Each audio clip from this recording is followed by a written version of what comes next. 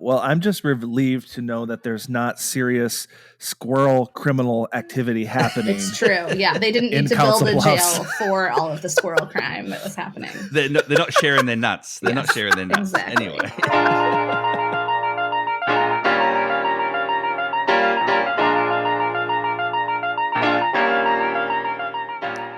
Do you love the outdoors? Do you love to travel? Do you love finding hidden treasures in towns all over the USA?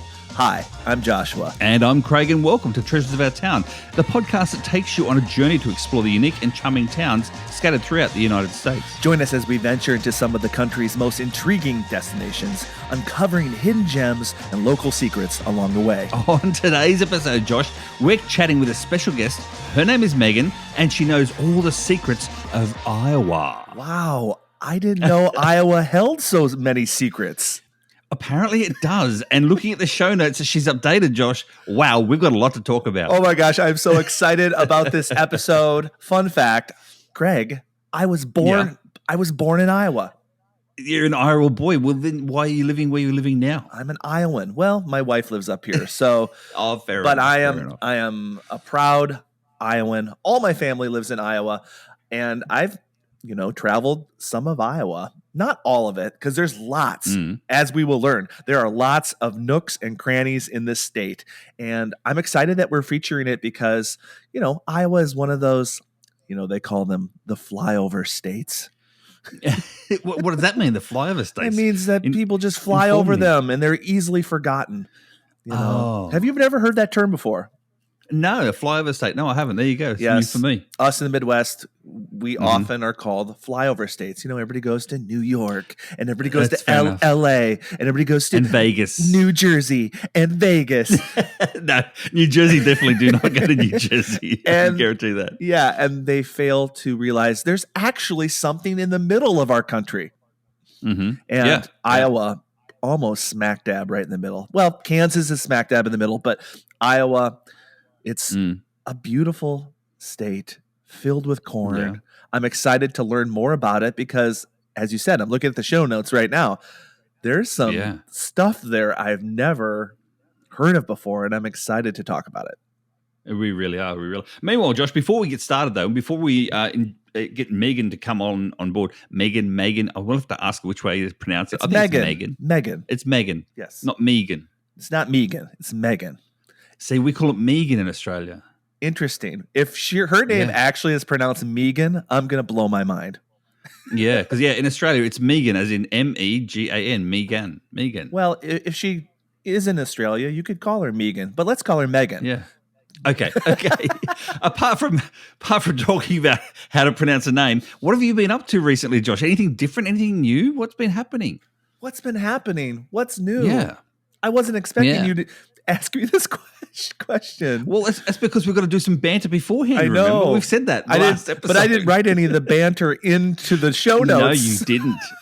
You've written there that I was born in Iowa. That's all you've written. And that's what we've talked about so far, is that I was born in Iowa.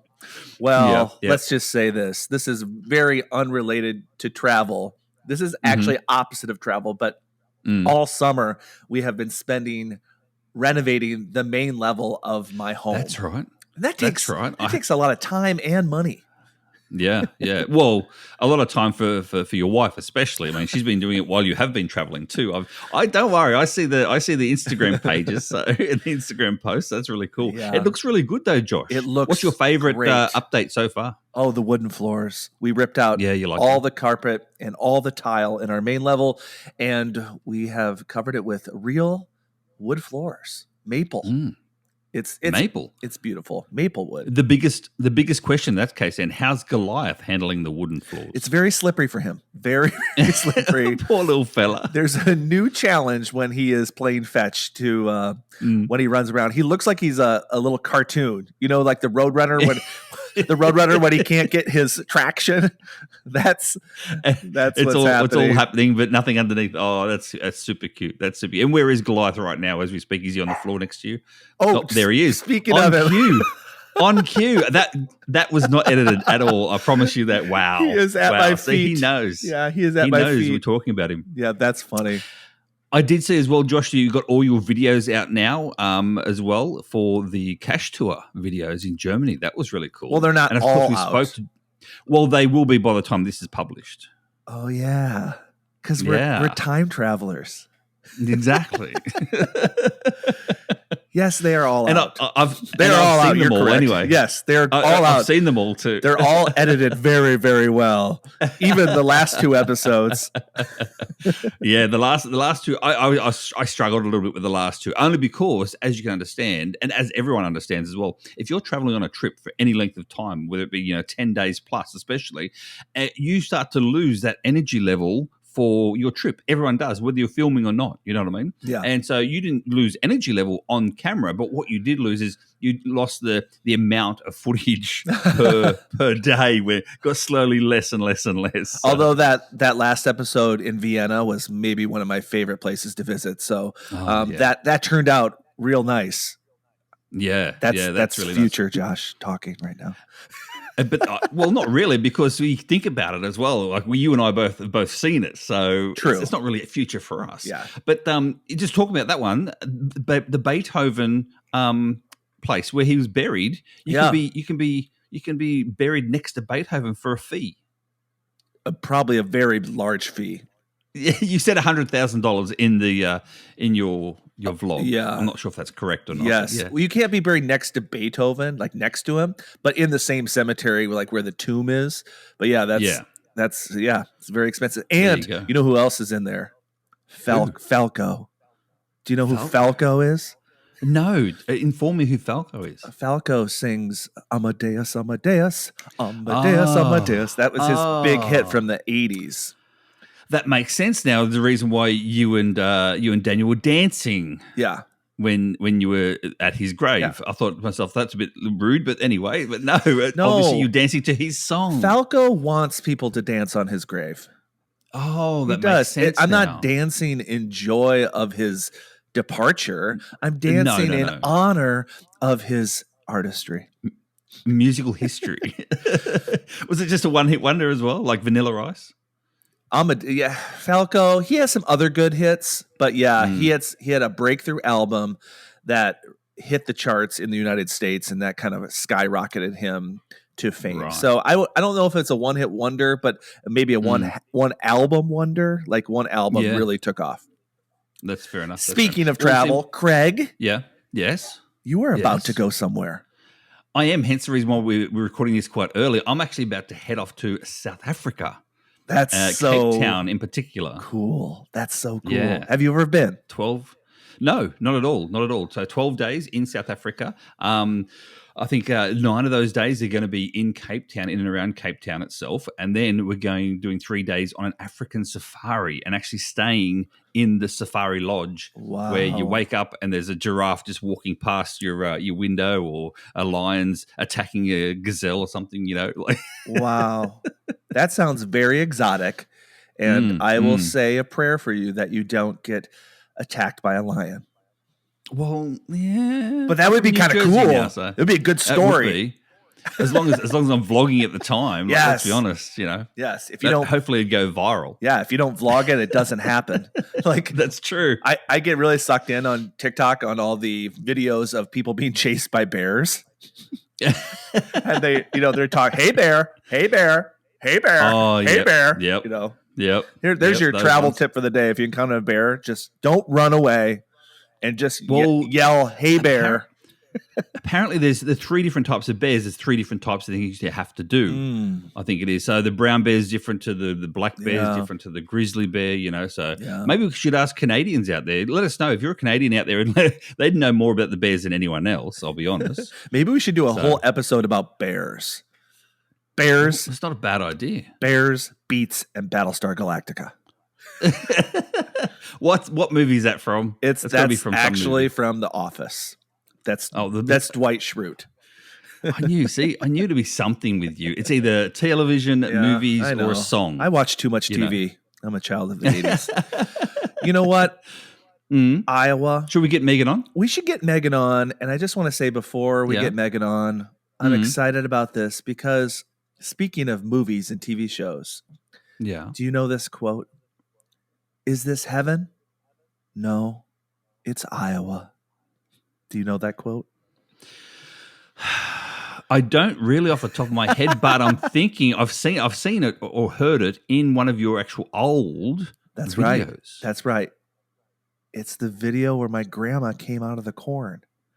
Do you remember? Yes. Oh, Field of Dreams. Yes, Field of Dreams. Yes, Field of Dreams. That's right. So that's the famous quote. The baseball player comes out of the corn. If you haven't seen Field of Dreams, you got to go do that. And he comes out. You haven't seen Field of Dreams. You're dreaming. Everyone's seen Field of Dreams. Well, Kevin Costner at his best. Yeah. And the baseball player comes out and he looks at Kevin Costner, who's a farmer in Iowa, and he goes, "Is this heaven?" He goes, "No, it's Iowa." And with that, let's talk about heaven. Let's talk about Iowa and welcome Megan. We are here with Megan Bannister from, I'm hoping I'm pronouncing this right, Olio? Yep. Yeah. Olio in Iowa. I found you on Instagram, and I'm just so excited to talk to you, Megan, because I love your Instagram profile. It checks all the boxes for me for things that I love. How are you doing this fine morning? I'm doing well. Yeah, and that's so kind. I'm excited to hear that. It's a fun place to be for sure. Awesome. Josh is going to tell you too. Firstly, before I start, is it Megan or Megan? Megan. It is Megan. See, of course, it's She's Megan. American. See, I was going because we spoke about this beforehand, and I said in Australia you would actually be called Megan. Yes. We pronounce Megan. So I'll refrain. It's Megan. It's Megan. That's fine. Well, Josh is going to tell you as well.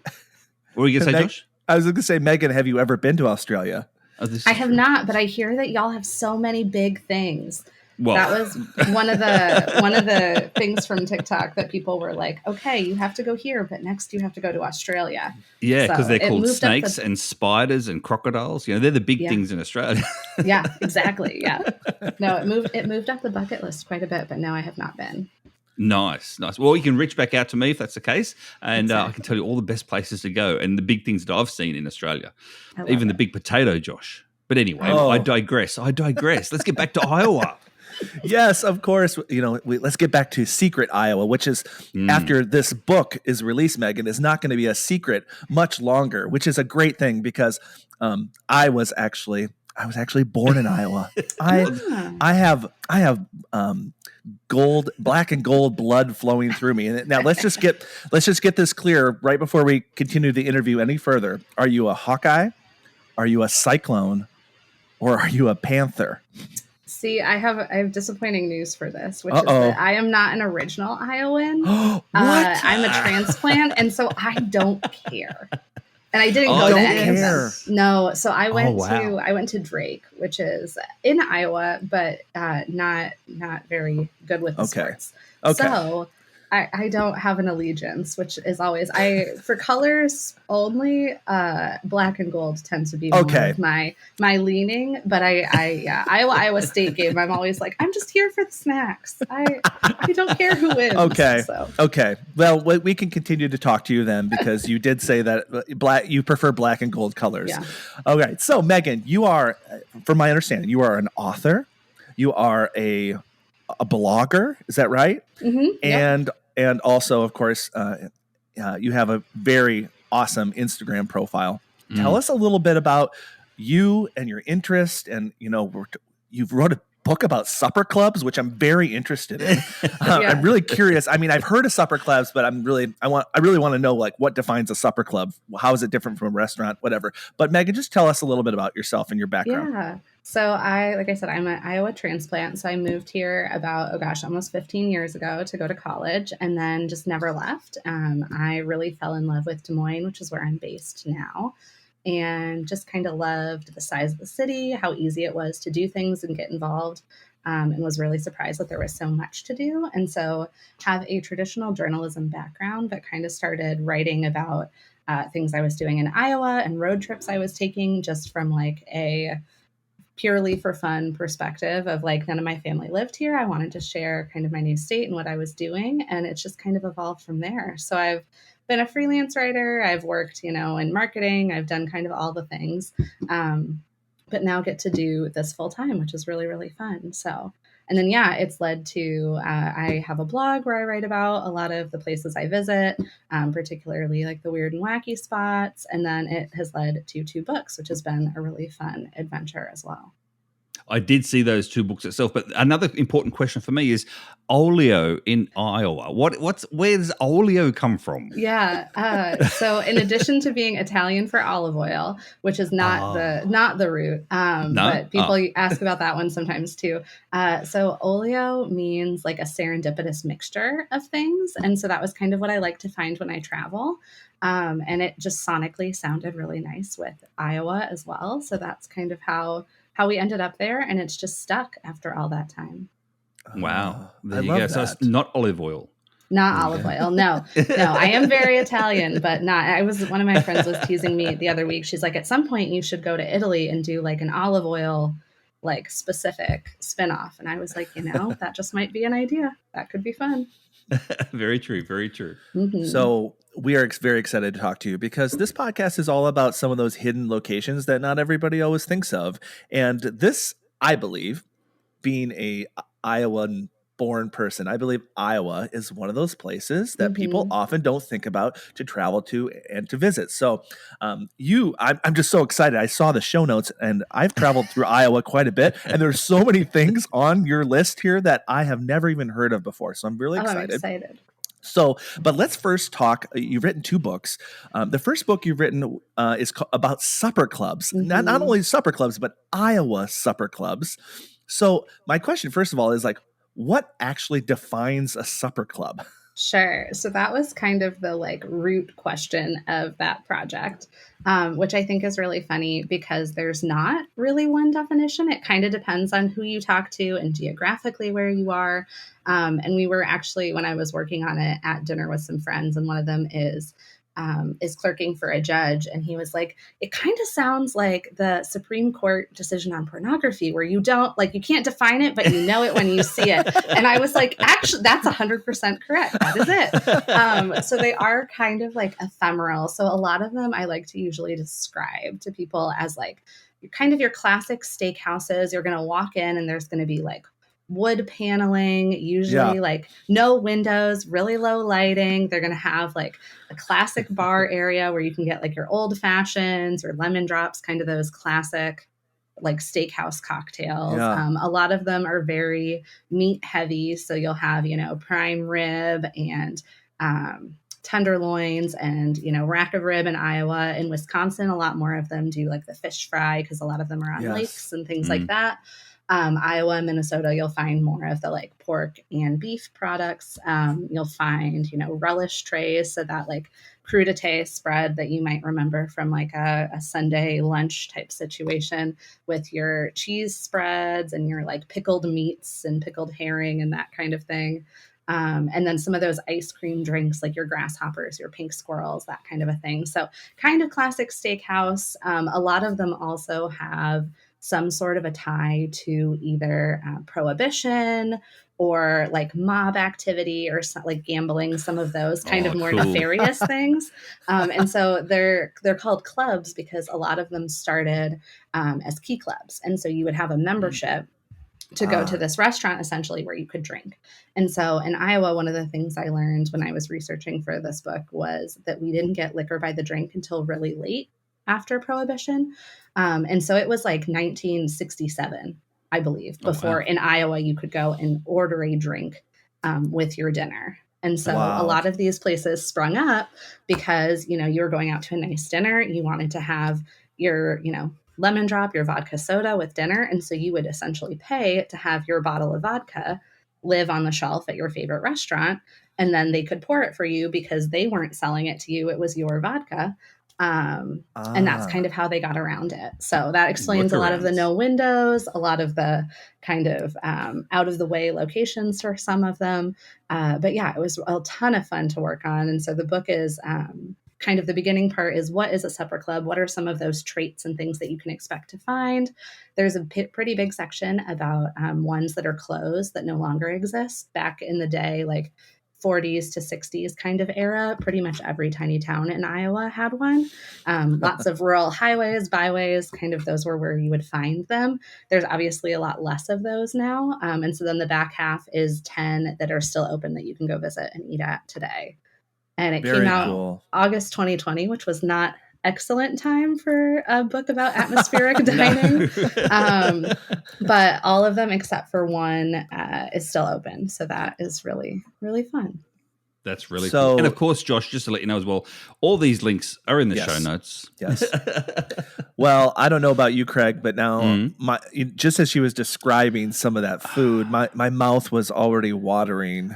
Well, I want to visit a supper club in Iowa. Well, we're recording this as well just before lunchtime. Like, you know, this is true. Lunchtime for me anyway. I'm on the East Coast.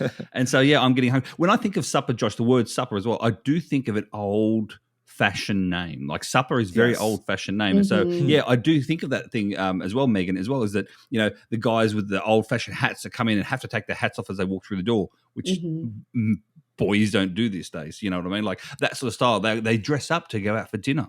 Yeah. They actually get dressed up to go for dinner. So that's what I think when I think of the word supper. So I like it. Yeah. So it sounds to me, Megan, that the definition of a supper club, there really isn't one, but you just know one. You know one when you see one. Yep, for sure. Exactly. For sure. And they're not really clubs anymore. Would you say most supper clubs are just have become restaurants, basically? Yeah, so there's none that I know of that are still like membership only based. They are pretty much, I like to tell people too, they're kind of like Cheers, where like you'll go in and it's like everybody knows everybody.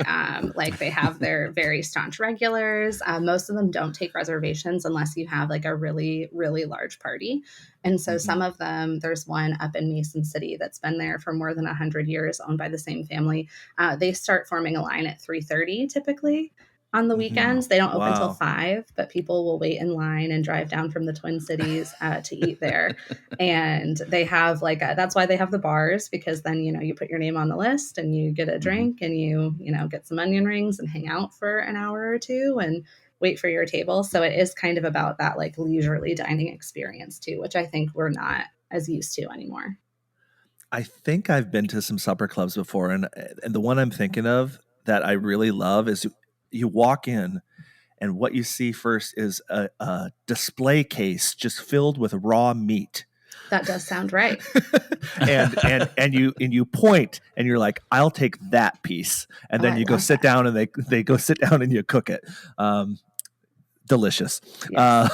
All right. So that book is available, I'm sure, on Amazon or anywhere you can get books. Anywhere books are sold. But let's talk about your new project and the topic for today, which is Iowa, Secret Iowa.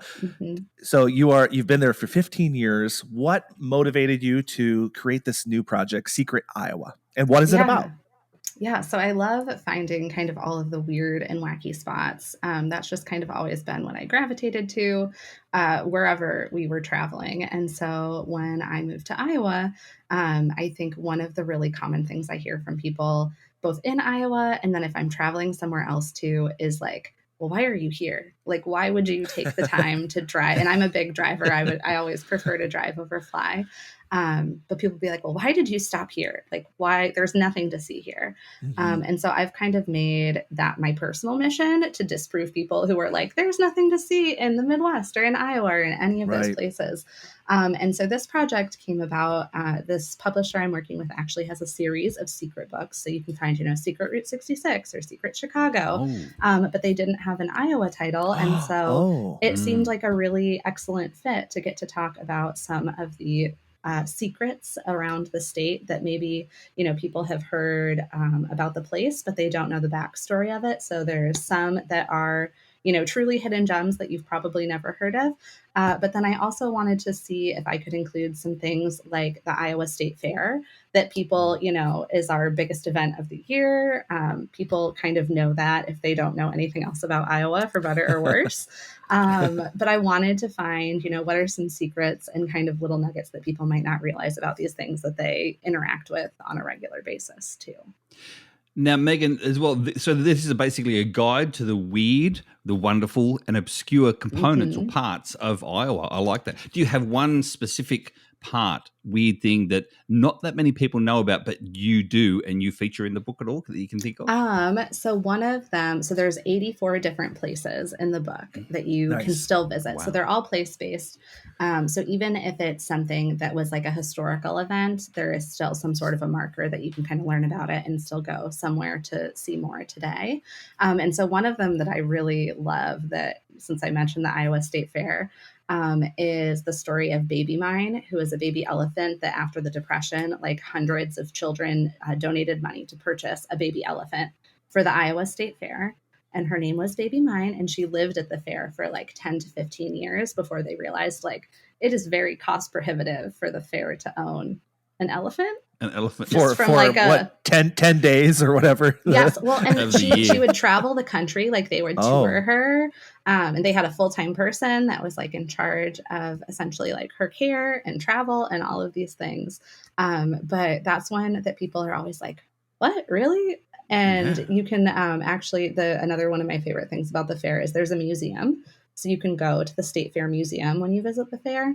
It's free. You can just kind of wander around and learn about some of the fair history, but they have a display about her. And then in the children's area, they have like a little playground and there's tiny elephant statues that have just like a little plaque. You would just walk right by it.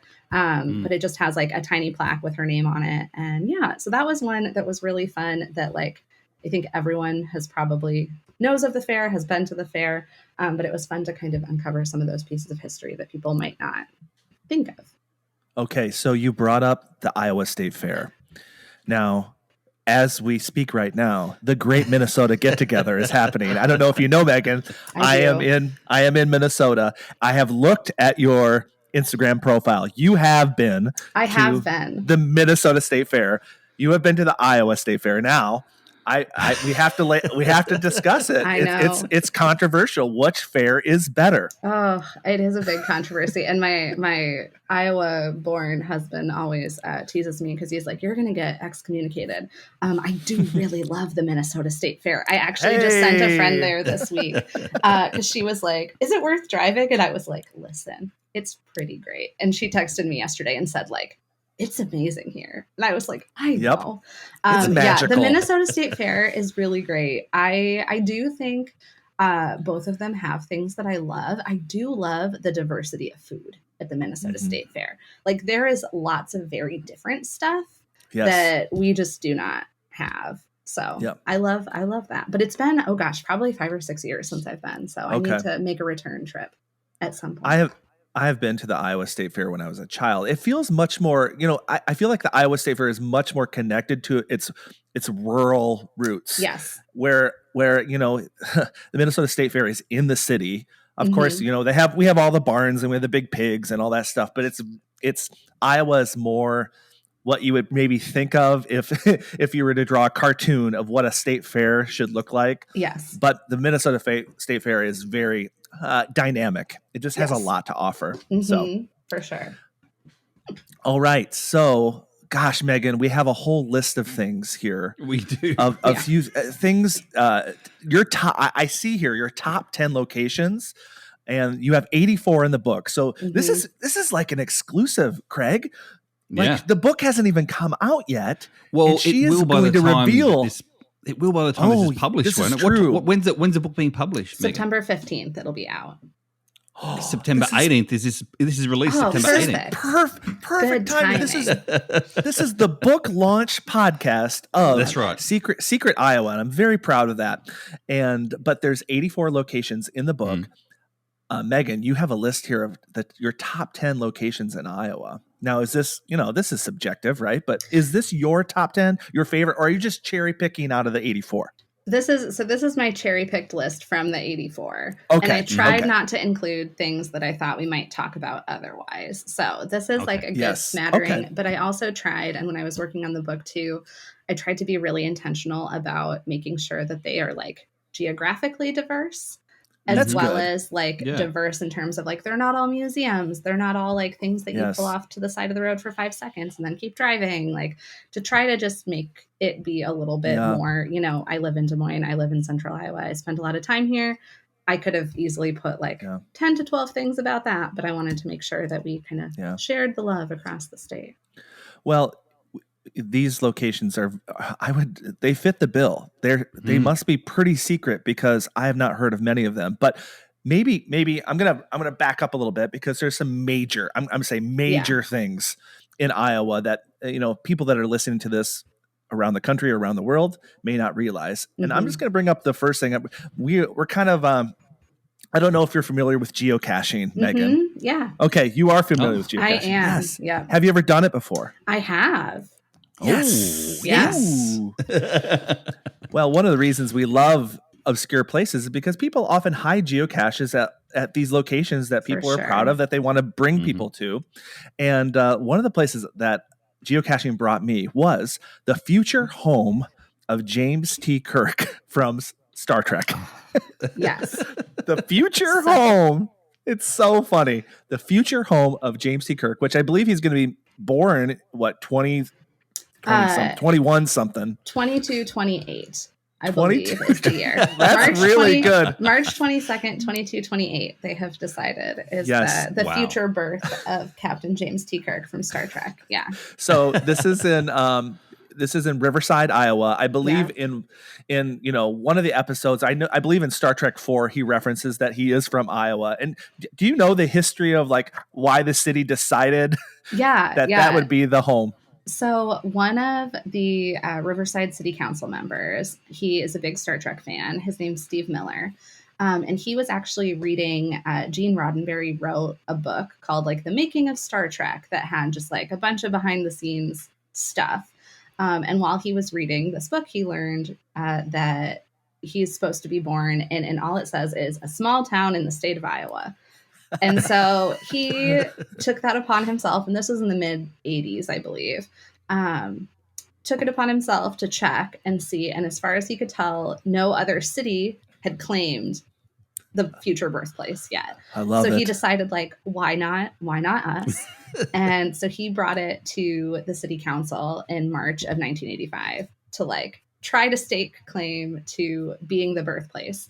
And so they decided like, yeah, we'll do that. They changed, they have an annual, a lot of the small towns in Iowa have like an annual festival of some sort. And so theirs was the River Festival. They changed it to Trek Fest. And so every year they have a Trek Fest. They also, their town slogan used to be where the best begins, and they changed it to where the trek begins. And so you can go and see they have a historic marker that denotes like the place of his future birth.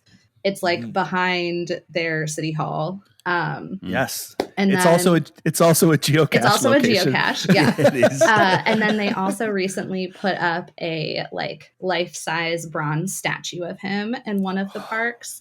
And then they also have the Voyage Home Museum, which is like a Star Trek memorabilia kind of museum to go to. And they used to, and it's not there anymore, and it makes me very sad. One of the bars in town used to have a plaque on the underside of their pool table that was the future conception point of Captain Kirk. And I was like, this is so funny. And I think it had sold and there was new owners and they probably didn't want to deal with it. But as far as I know, that one is not there anymore. But it's Riverside's still worth a trip. I did not know that. See, you know all the secrets, Megan. You know all the secrets. You do know all the secrets. You do. Well, Josh, I saw this sort of stuff as well. I've been around a little bit here in the US, not as much as I'd like, and I'll be getting around a lot more. But I saw a lot of this stuff on like TikTok and social media, etc. as well. There's one thing, Josh, I saw on TikTok only, I think it was yesterday. And Megan, tell me, have you ever been on this? It's the rail bikes in Boone. No, Iowa. I haven't been yet, but I think I saw the same video that like absolutely blew up. Yeah. So it's on, there's like a scenic rail line in Boone that has like a high trestle bridge. And so they run like a historic steam engine on it mostly. But in the last, I want to say it's like the last year or two, they got this Rail Explorers. And I believe they have them other places too. But it's kind of like an alpine coaster meets like a pedal bike. And so it's this like steel carriage that sits on the train tracks. And I think you can either do it 2 people or 4 people. And you pedal and you go like out across the trestle bridge along the train tracks. It looks so fun. It's been on my list to do. And it's like an hour and a half or 2 hour ride as well. So it's a decent ride. Mm-hmm. And Boone is pretty close to where you are if you're in Des Moines, right? Yeah, Boone's probably about like 45 minutes to an hour, just kind of up north by Ames. Wow. Mm-hmm. I know you're going to do this afternoon. Just saying. Yeah, seriously, I know it's beautiful here. Finally. So let's talk about a couple of other very famous locations. I don't even have this on my notes, but we did bring it up before we were talking to you, and that is the Field of Dreams in Dyersville, Iowa, which is in northeast Iowa. And it's just like the slogan. I mean, I just love for so long the slogan, "Is this heaven?" No, it's Iowa. Like what a great slogan for Iowa. I know Iowa latched on to that. I'm sure you've been to the Field of Dreams. Yeah. Right? Yeah, a few times. So we this changed a lot over the last probably 10 years, which has been really fun to watch. And so for the anniversary of the movie, I think it must have been 20th. We went and they did like a charity baseball game with some of the actors from the movie, and they showed the movie on the field, which is something they do every year. And they also do really fun like ghost player games where you can go and watch, and they actually have all the players come out of the cornfield in the late summer like they do in the movie. Cool. Because very much like the movie, there was not a baseball field there. And so they built one for the movie. And then they have since also added the MLB stadium that is there, that they do like one game.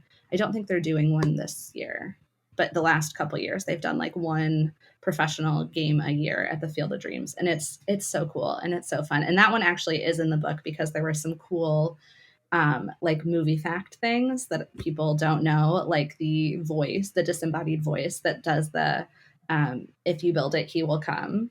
Is completely uncredited, and the director and producer said like he will not ever tell anyone who it is. Oh wow. Interesting. The scene at the end where it's like all of the cars lining up to go to the field because it's like become such a hit.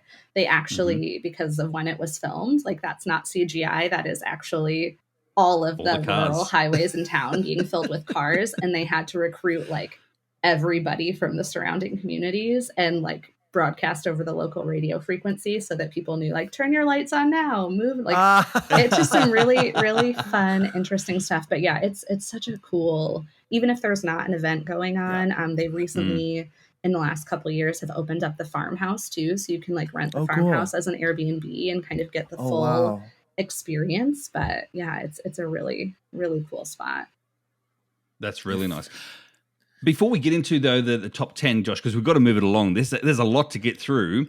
This episode can be longer. Come on, Craig. this is so interesting. Megan, I'll try and be the timekeeper of the two of us. No, I don't care if this episode's 2 hours. You know, we could. Josh is the voice, and I'm the timekeeper. This is released every other week, so we could release one half like 1 week, and I'm sorry. Now he's going. Craig's the producer. I want to know. We're talking about the supper club before as well. I want to know about the food and the food in Iowa itself as well. Yes. So, in terms of what Iowa food can you get only normally in Iowa? You said it's a lot of beef products and a lot of pig products at the actual fair, but what other food is specific to Iowa? Yeah, I would say definitely pork products. So like your pork chops, your tenderloins. Every year they do like a best tenderloin in the state. And when I say tenderloin, it's like the really thin kind of like breaded fried patty, so it'll be like the size of the plate with like a normal size bun typically. So that's and a tenderloin is a pork, right? Yes, fried pork pork tenderloin. Yep. And then like kind of like schnitzel, which I was like, oh yeah, that makes sense. Pork chops, sweet corn, especially in the summer, is a big one. We were actually just out for dinner last night, and the restaurant we were at had sweet corn ice cream, which was a fun. Put it in everything. Sweet corn ice cream, like soft serve, cocktails, you name it. So big on our corn. And then the dessert thing that I always mention, because it's one of our family favorites, is scotcheroos, which is like a Rice Krispie peanut butter bottom with like a layer of like chocolate fudge on top. It's like a bar. It's so good. Mm-hmm. But like dense Rice Krispie, not like pull apart marshmallow Rice Krispie. Yeah. And they're like up in the upper Midwest. They're in all the gas stations. Yes. A good Quick Trip or Quick Star will have those. Yes. They're so good. They're so tasty. But yeah, those are the real big. I'm trying to think if there's any other ones that I'm missing. But yeah, those are kind of the quintessential things. I need to ask you about this. This is a hidden secret of Iowa. So, everybody that is connected to Iowa is usually connected to some small town, right? You always, whenever anybody's from Iowa, I'm like, where are you from? And if you're from Iowa, you know some of these small towns. You're like, oh, I know exactly where that is. That's near Waverly, or like they always pick the slightly bigger town. Slightly bigger small town. Yes, for sure. Yeah. And so much of my family, they're from Clarksville, Iowa. Oh, sure. Are you familiar with Clarksville? Yep. So Clarksville kind of got attention because I believe 5 years ago, it was the home of the American Idol winner, Maddie Poppy. That is right. Which is so cool. We were so proud. But in that little town is a little dive bar called Pete and Shorty's. Do you know about Pete and Shorty's? I do not. Oh my gosh, I know a secret, Craig, that Megan doesn't know. And yet she's the secret author of the book. So go ahead, Josh. Go ahead. Now. So you said, you just brought up tenderloins. They had great tenderloins there. Everybody says, oh, it's the best tenderloin in the state. But Pete and Shorty's was actually, the name of Pete and Shorty's was sort of, I don't know if there's any legal relationship, but the person that owns Hooters throughout the United States bought the name Pete and Shorty's, and they have an official chain location in Florida and in Vegas. So if you go to the Tampa location or the Vegas location, on the wall, of course, it's all about Iowa, and it's all about this small town called Pete and Shorty's. But it's just a little dive bar, but they've captured the name Pete and Shorty's. And my grandparents, of course, were friends with Pete and Shorty, which are two men. I was curious if you knew anything about Pete and Shorty's. I don't, but now I need to get up there. Yeah, see, you've got Pete and Shorty's. You got the rail trail, like the rail bike, all this stuff. See, all these things. You can do a second book. You can do a second book. Truly, I know that was honestly the hardest part, was like narrowing down like what makes the cut and like what is a good enough secret. Because I feel like I kept having to ask like family and friends who like grew up here or have lived here for longer, because I feel like I know about more weird things than the average person. And so I was like, this isn't a good enough secret. And my partner was like, I really think that it's probably fine. Like, I think you're overthinking it. But yeah, no, there's 84 secrets. Yeah. Yeah. Should we get to the top 10, Josh? Or you want to ask another question? You want to go off further? Let's talk. I just want to go high level before we go weird. Okay.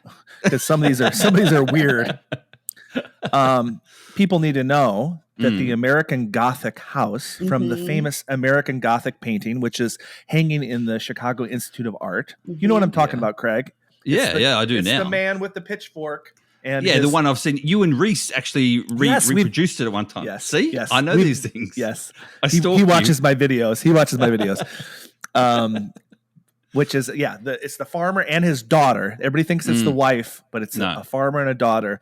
And that was the house. The house that painting was based off of is in, is it Carroll? Eldon, Iowa. Eldon. Okay. Thank you.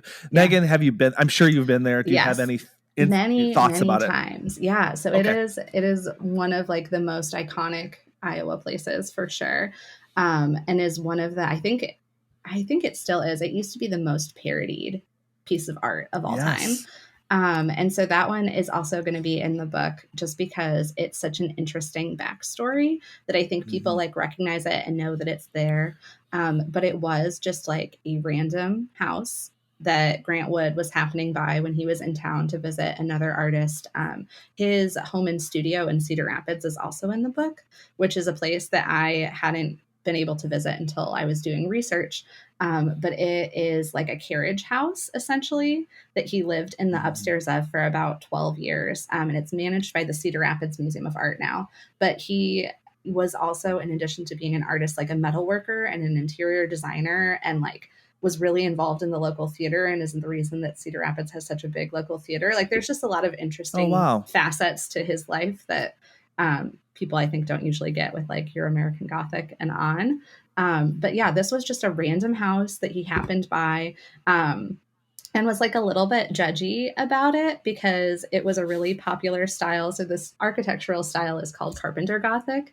and it was popular in like the late 1800s, so like 1880s, 1890s. By the time he saw it, it would have been like the early 1930s. And he was like, basically like, ugh, who lives here, essentially, and had told someone that it was probably American Gothic people. And so left an impression with a lot of these pieces. He would have like sketched kind of something roughly and then taken it back. So he actually painted it when he got back to that carriage house in Cedar Rapids.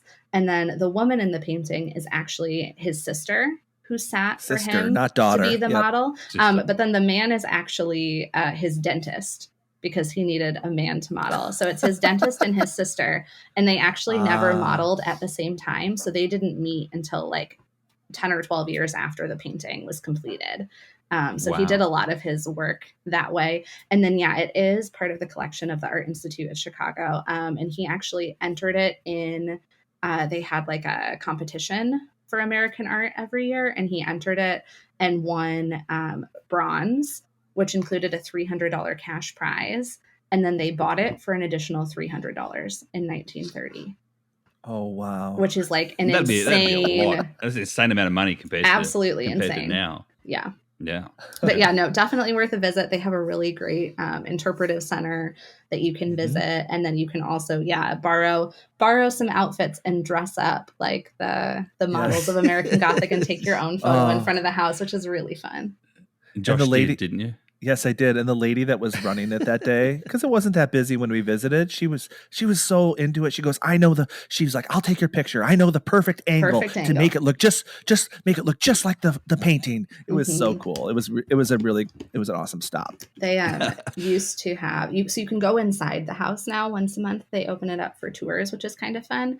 Back like, 10-ish years ago, there was a woman named Beth Howard who was actually a tenant in the house. They were renting it out to like artists and people for a little bit, just so that it was occupied all the time. And she was running what she called the pitchfork pie stand out of the American Gothic house. And it was such good pie. And she's still doing, she's actually working on a documentary called Piowa, about like pie in Iowa and like it as a cultural touchstone. I guess that's another food. We do a lot of pie here, but it's a real good one, and very different pie to the pie that we have. I'm currently in New Jersey, Megan, as well, and they call pizza here, they call it pie. Yes, my family is from New England, so I grew up in Chicago, but New York style pizza is the only type of pizza that is acceptable in our household. So, well, you haven't been in New Jersey then, because New Jersey pizza is better than New York. Okay, all right. So, Josh, can we get into the top 10 now, please? Yes, please. We can. Thank you. Thank you. Let's do it. Because there's one thing on Megan's top 10 that I really want to talk to her about, and I'm going to say it right away. Is now the Salt and Pepper Shaker Gallery? Yes. It's such a gem. That stood out to me. Yes. Yeah. So the Salt and Pepper Shaker Gallery in Traer, Iowa, is the largest collection that's publicly displayed in the Midwest. So there's another in Pigeon Forge or Gatlinburg, I don't remember, somewhere in Tennessee that is larger. But this is the largest in the Midwest, and it was started all by one woman. So a resident of Traer, her name was Ruth Rasmussen. And she started collecting salt and pepper shakers in like the mid 1940s. And one of my favorite fun facts I learned was the first one she collected was a souvenir from Brookfield Zoo, which is in the Chicagoland area. And I grew up like maybe 5-10 minutes from Brookfield Zoo. And so I thought that was a really fun little note, but they still have that one. And so she bought that one, brought it home, and then just started kind of, as you do with any collection, started amassing them over the years. And she ended up, garage sales, family friends who would travel and bring her things, just like an insane amount. And so for the longest time, they were all in her, in a little shed in front of her house. And she would put out a sign and people would come see them. And, it kind of went on and on that way. And she never had enough space to display them. And so eventually the city of Traer approached her, and she'd been approached by other people before, but she never sold it. And the city said hey, how do we make sure that this continues to be a thing that people can come see in our city. And so they actually purchased the entire collection from her in, I believe, 2007. And now it has a dedicated building that's like 2,200 square feet where you can see all of them. And it's like more than 15,000 pairs of salt and pepper shakers. It is insane. And I mean, like vegetables, people, any and all things. My favorite were because I love weird antiques too. It just goes with all the other things, but like miniatures, like tiny ones, that are not duplicates, but it'll be like an iron and an ironing board. They call them go-togethers.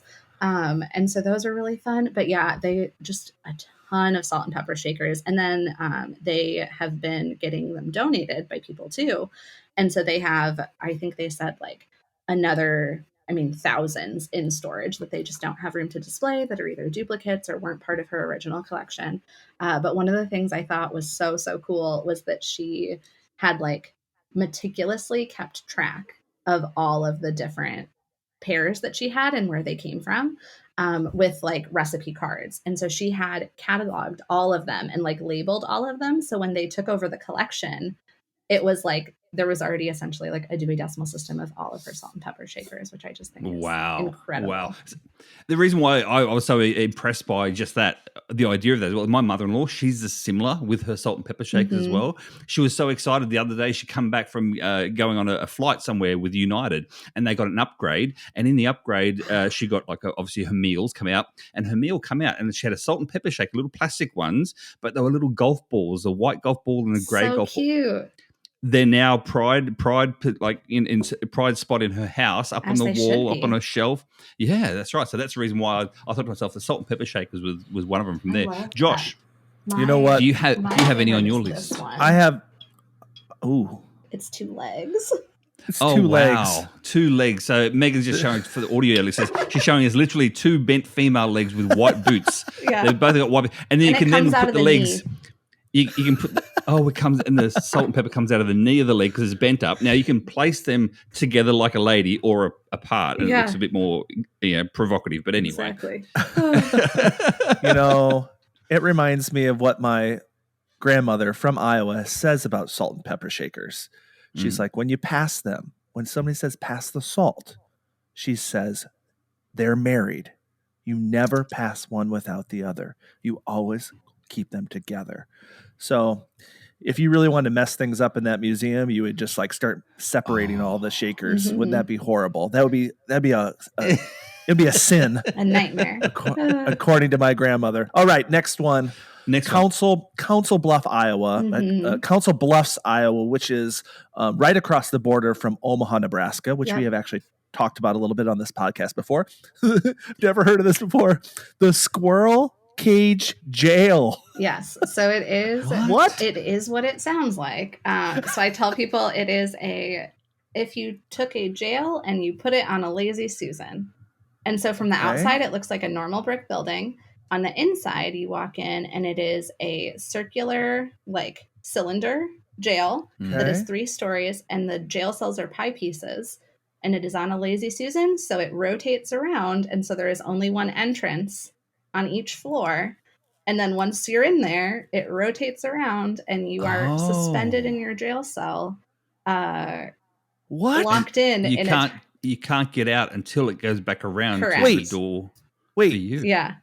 You can walk into it? It's for humans? Yes. It's not for squirrels? It is not for squirrels. It's not for squirrels? No, it is built with the same mechanism as a squirrel cage. A squirrel cage. Jail. The same way.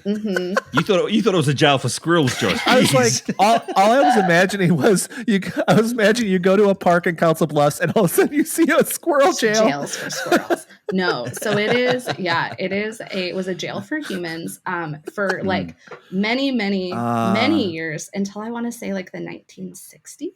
1969 it was decommissioned, so like probably longer than it should have been, but it was built in the 1880s, and this was like a good idea in theory that someone had, because it was like less staff, more secure, whatever.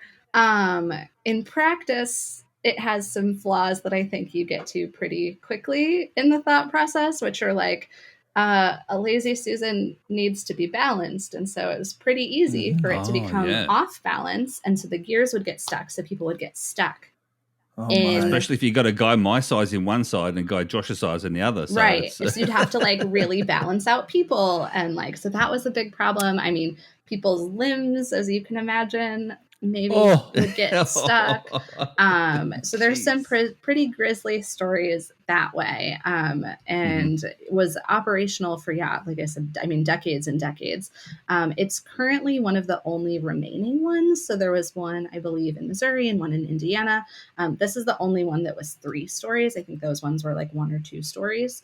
But yeah, a really weird and interesting piece of history. And today it's a museum. So you can go and see it and walk in. They do a ton of like paranormal investigation stuff, as you can imagine. It's a little spooky. But yeah, it's just a really unique, interesting thing that like from the outside, and it's kind of set back from the street, like in downtown. So like, unless you know it's there, you're going to walk by it every day and have no idea that it's a... So unless there's a geocache there, or unless there could be, you get Megan's book, that's the only way you're actually going to know. So either if you're not a geocacher, you got to go out and buy Megan's book. You see, that's what. And if you are a geocacher, buy Megan's book and place a cache there for other geocachers. There you go. Yep. Well, I'm just relieved to know that there's not serious squirrel criminal activity happening. It's true. Yeah, they didn't need to build a jail for all of the squirrel crime that was happening. They're not sharing their nuts. They're not sharing their nuts. Exactly. Anyway. We digress. My next one, Josh, is Snake Alley in Burlington. Snake Alley. Being from Australia, I enjoy the snake or two. So is it really about the snakes? So there are no actual snakes. So it is named because of the shape of the street. So it was named by Ripley's, believe it or not, as the crookedest street in America. And so it technically has tighter turns than Fremont Street in San Francisco. And because I've been to San Francisco and I've been up that street. Yeah. So it is a like brick lined. It has. Well, let me see if I can remember. 5 half curves and 2 quarter curves, and so you can actually still drive on it. In the good weather, in the winter you cannot. But in the good weather, going down, and it essentially connects like the upper kind of nice home neighborhood of Burlington to the downtown area. But yeah, it was modeled off of like vineyard paths in Europe. They wanted it to look really like upscale. And so built this, what has been called Snake Alley, because it looks like a and here I was thinking that it'd be a little taste of home for me, but no, not so much. They do have filled with snakes. Yeah, they do have every year a uphill bike race. That is part of the course, is biking up, and it's brick like lined, so I can only imagine how tricky and slippery that is. Oh my gosh, Megan, that reminds me of Ragbri. Ragbri. So Craig, there's a bike ride every summer across Iowa, and they take a different across the long way, and they take a different route every year. So this is just a great way to hit many different small towns, and they're just full of them in Iowa, through a bike ride across Iowa. I've always wanted to do it. Have you experienced Ragbri? I have. So this was actually the 50th year of Ragbri this past year. Really? It's always the last week in July. And so they did a route that was very similar to the first year route this year, which meant that it came through Des Moines. And so there was an Ames to Des Moines day that I was thinking about riding. And then it was very, very warm, and I had been traveling and not on my bike a lot this summer. So I decided maybe that wasn't my best idea. But yeah, it stands for the Register, which is our newspaper in Des Moines. The Register's annual Great Bike Ride across Iowa, which is Ragbri. And they start on the western. Of course, it's an acronym. Yes, they start on the western border and they go to the eastern border in the span of a week. And it is, I always tell people, it is if you like to bike a lot, or you like to day drink a lot, or you can handle being hot and camping, it is for you. Because that is essentially what you do. There's always a day that's a century ride, so it'll be like 100-mile one-day ride. And yeah, you bike from tiny town to tiny town, and along the way they'll have, street parties and pie and all the things. So like in Des Moines, the overnight here, I think was Leonard Skinner actually in like one of our downtown parks where everybody camped. And like, I mean, it is like, I think they said the Ames to Des Moines Day, there was more than 50,000 people that rode this year. So it is a major time. But yeah, Craig, it's fun. Yes. It's like a traveling gig event. Yeah. Yes. Just like these little towns just get. Yes. Oh, it is. The balloon of it is insane. Yeah. It's just, it's crazy. Food trucks will travel. Like people take like, you know, their food truck and travel along the route, or the way a lot of people do it that I was like, this might be my way to do RAGBRAI is to have like essentially like a school bus or like a big like RV. And so if you decide and you have someone who drives along with you and like sets up your camp, or you decide like you don't want to ride anymore, the bus just picks you up, and then you can just like hop from town to town and bike at your leisure, because that sounds better in the last week of July. That does sound. It was very warm this year. So, Craig, I don't know if we're going to be able to get to all of these. We might have to have Megan back on the show. I was thinking the same thing. Because I'm just digging this. I'm loving this. I'm looking at the notes. There's lots. But do we have time to cover a couple more? So, Josh, let's do 2 more for this, and then we'll do a part 2 with Megan in 2 weeks' time. What do you think? That sounds like a great idea. I love it. Awesome. Well, you pick one more. What's on your list, Josh? What's on your list? The Cardiff Giant in Fort Dodge, Iowa. What is a Cardiff Giant? So it is named for Cardiff, New York. But the Cardiff Giant was essentially, he is like a famous hoax. And this is actually a reproduction of him. So there was a man in the like 1860s who was visiting his sister in Iowa. His name was George Hull. And it was the time when there was like lots of like revivalist preaching and some of the like things that people were talking about, kind of that age of like early circus, a lot of the like paranormal things like seances that people were doing. And so one of the things that people were talking extensively about was giants. And so he visited Fort Dodge, saw this revivalist preacher speak, and was like, man, this guy is making a ton of money. I want to like, number one, expose this, but also figure out how to capitalize on it.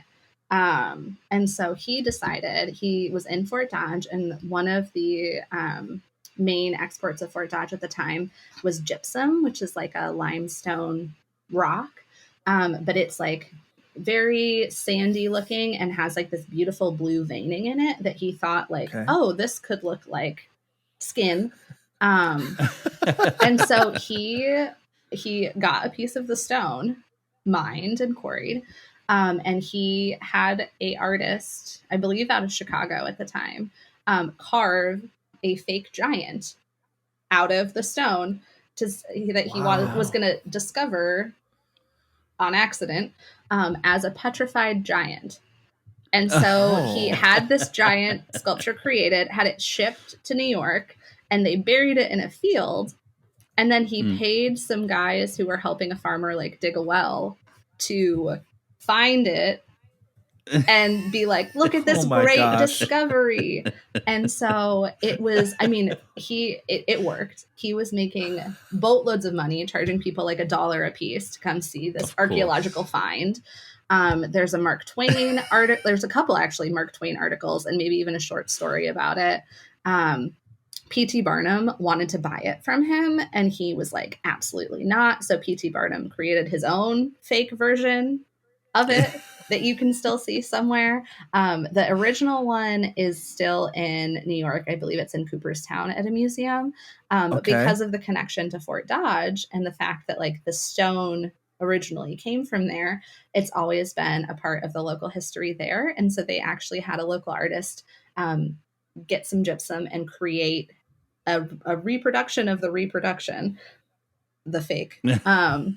To have their own, the fake of the fake, to have their own version of it. And so you can go see that in Fort Dodge at the Fort Dodge Museum.